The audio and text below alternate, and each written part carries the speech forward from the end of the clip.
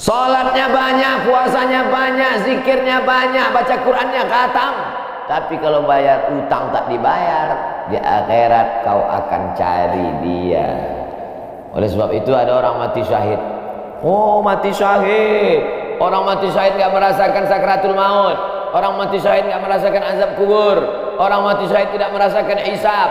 Orang mati syahid langsung masuk surga. Ilat dain, kecuali hutang.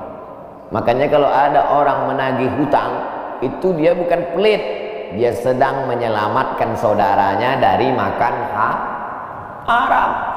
Makanya datang ke rumah dia, habis pengajian nih langsung datang. Assalamualaikum, waalaikumsalam. Kau mau menagih ya? Aku bukan mau menagih, tapi menyelamatkanmu, anak cucumu, istrimu, tetanggamu dari makan haram. Ya ayyuhalladzina amanu, hai orang-orang yang beriman, hai orang yang percaya bahwa setelah mati dia akan hidup lagi menghadap Allah. Idza tadayantum bidainin, kalau kau menjalin transaksi hutang piutang, ila ajalin musamma, sampai ke batas waktu tertentu, faktubuh, tulis, saya pinjam kepada kamu 500.000, akan saya bayar pada bulan Mei. Tahunnya jelas. Gimana juga bulan Mei? Maybe yes, maybe no. Bulan berapa? Bulan Mei tahun 2020. Oke. Sekarang bulan Maret. April, 1 Mei 2020 datang tagih. Kapan kau bayar? Mohon maaf aku nggak bisa, istriku baru meninggal, anakku pun sakit. Jangan kau cerita panjang lebar, tak tahan air mata aku mau menetes. Kalau dia dalam kesulitan, fanaziratun ila maisarah, tunggu sampai dia lapang. Maisarah artinya lapang. Tunggu sampai dia lapang. Setelah dia lapang, datang lagi bulan Juni. Kapan kau bayar? Aku belum bisa. Nampaknya lebih banyak ongkos minyak aku daripada uang yang aku tagih.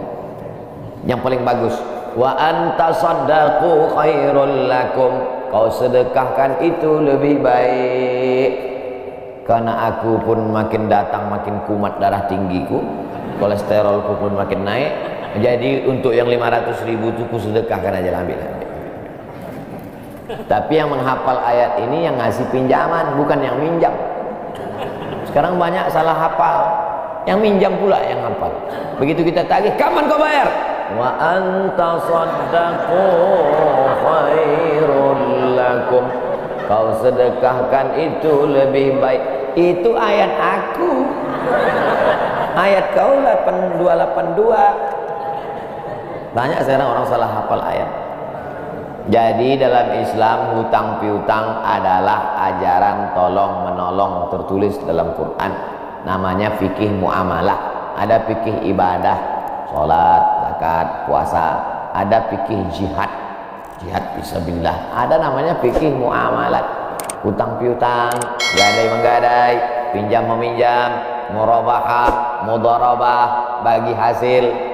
Maka hutang piutang ini cara tolong menolong. Jangan sampai dihilangkan.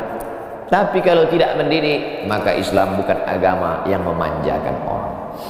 Ada anak yang kurang ajar kepada orang tuanya. Bagaimana caranya berbakti kepada orang tua yang telah wafat? Apakah anak ini masih dapat ampunan Allah Subhanahu wa ta'ala? Datanglah seorang bapak mengadu kepada Umar bin Khattab. Assalamualaikum Khalifah Amirul Mukminin Umar bin Khattab. Waalaikumsalam. Ini anak saya kurang ajar, tolong dihajar dulu. Kata Umar bin Khattab orangnya bijaksana, dia tidak mau main pukul, dia tanya dulu, kenapa kau kurang ajar pada bapakmu? Hai Umar bin Khattab, kata anaknya, ya, apakah seorang anak itu punya hak terhadap bapaknya? Ya. Apa hak anak? Mencarikan ibunya yang sholihah, memberikan nama yang baik, memberikan makanan yang halal. Itu hak anak. Kata anaknya, ibuku tidak baik, makanku tidak halal, namaku pun tak baik. Apa kata Nabi kepada bapaknya?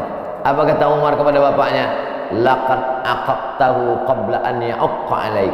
Sebelum anakmu durhaka kepadamu, kau sudah durhaka duluan kepada anakmu. Jadi kalau begitu, ada anak durhaka, ada bapak durhaka. Ini jangan sampai anak bapak tahu. Nanti dia pulang, anak durhaka kok. Dia senyum, kau bapak durhaka. Ibunya tak baik, namanya tak baik, makannya tak baik. Kasih dia nama yang baik, kasih dia makan yang halal. Kadang-kadang kenapa otaknya tak lurus? Karena makannya tak halal. Dikasih dia makan riswah, makan sogok, makan haram. Kenapa kau kasih makan haram? Gimana lah Pak Ustadz, yang haramnya aja pun payah. Astagfirullah.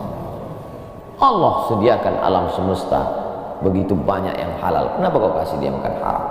Jangan pernah kasih anak makan haram. Pesan kakek saya, datuk saya, kalau bahasa kampungnya grandfather. Cucuku 40 orang, yang satu ini jangan sekolah umum. Maksudnya saya tak dikasih sekolah umum, maka saya tak pernah sekolah umum. Sekolah ibtidaiyah, sanawiyah, aliyah, al-azhar, Maroko, Sudan. Tak pernah sekolah umum. Cucuku yang ini jangan sekolah umum, jangan kasih makan haram, nanti otaknya gelap. Cucuku yang ini jangan kalian kasih makan haram, nanti otaknya gelap. Pesan itu disampaikan almarhumah mak saya ke saya.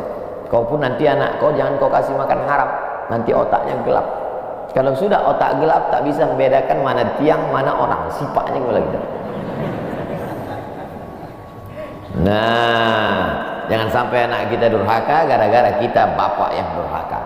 Kalau anak sudah durhaka, meninggal orang tuanya, setelah itu dia bertobat, bagaimana cara minta ampunnya? Maka dia bersedekah. Mana dalilnya? Seorang sahabat datang menjumpai Nabi. Ummi matat. Ibu saya sudah meninggal. Apa atasaddaqu anha? Kalau saya bersedekah, apakah pahalanya sampai kepada almarhumah ibu saya? Kata Nabi, tasaddaq, bersedekahlah.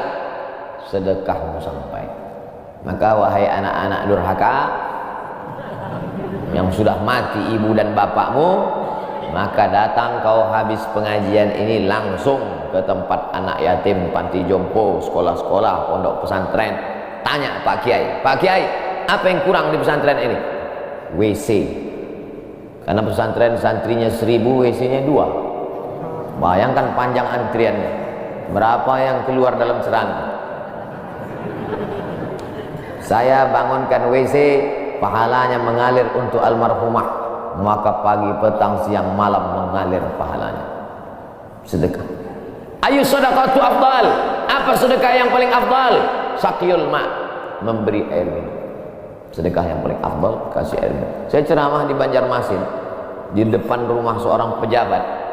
Itu ada kulkas tapi nggak sampai beku, freezer. Setiap dipencet keluar air dingin. Gelasnya dikasih pakai rantai besi, takut dilarikan tukang ambil aluminium. Buat wakaf untuk almarhumah.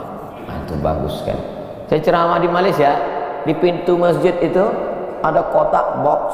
Kalau kita ambil satu botol, keluar botol baru. Ambil satu botol, keluar botol baru. Wakaf untuk, itu bagus, sedekah. Jangan sedekah teh botol, nanti dia kena diabetes. Air putih, ini bagus, mengalir. Sedekah sumur bor, pergi ke masjid, putar keran nggak ada air, tanya pengurus masjid, Pak pengurus, ya mana sumur bor? Nggak ada, saya buatkan. Langsung bunyi. Itu berarti cash itu. Begitu cara berbakti pada orang tua dengan sedekah.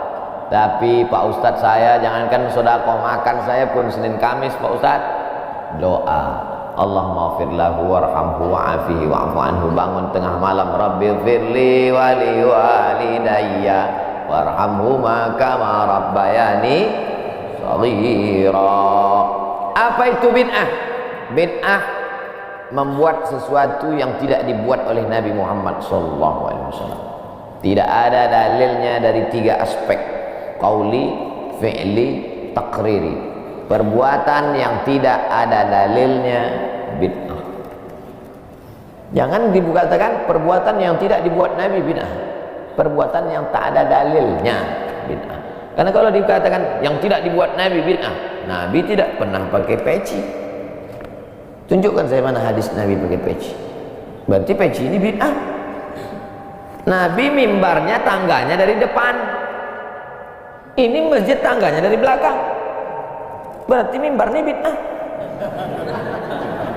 Mimbar Nabi tangganya dari depan, 3 lantai, 1, 2, 3. Jadi yang dimaksud dengan bid'ah perbuatan yang tidak ada dalilnya.